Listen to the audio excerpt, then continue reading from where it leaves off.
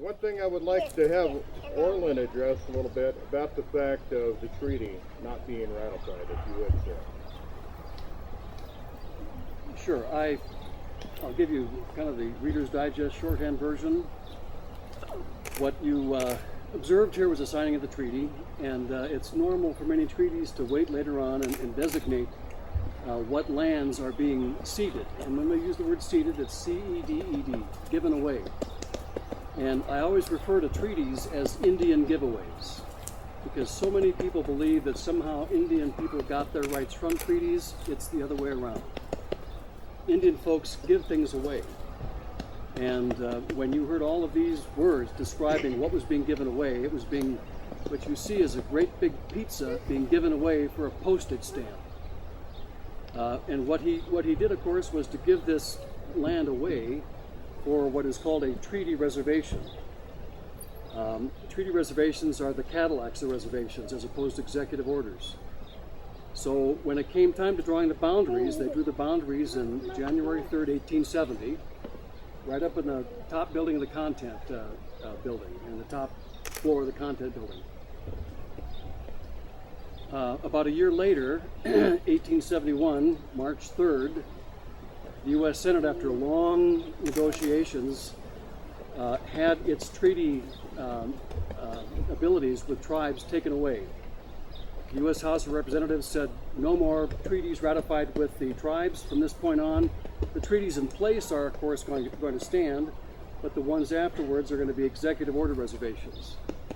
And an executive order reservation, and I apologize if we have some Coeur d'Alenes or Colvilles, but an executive order reservation is second prize. It's written by the president and it can be withdrawn by the president. So in 1871, this treaty was 42 days too late. 42 days too late. It sat in inboxes, as did the session document. And somewhere, maybe about 1873, someone got around to telling Tendoy. The 300 people who were here, there was no telegram. They found out much later on, and then they got an executive order reservation, which lasted from 1875 until 1905. But the woman whose name hasn't been mentioned here, of course, is Sacagawea. We can say, oh, there's lots of treaties that are unratified, and that's true, there are. Kristen, we could probably sit down and dream up about, 50 or 100 to nothing flat. But this treaty that wasn't ratified was with Sacagawea's people. When you hear mixed band of Shoshone, Sheepheater, and Bannocks, those were Sacagawea's people.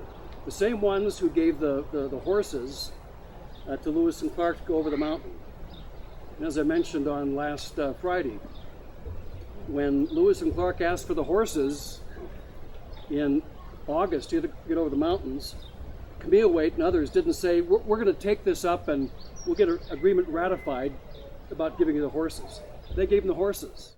So they didn't get paid for this area.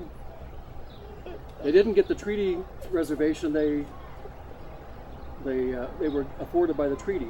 That's what Tendoy gave up. He gave this up for a treaty reservation, not an executive order reservation.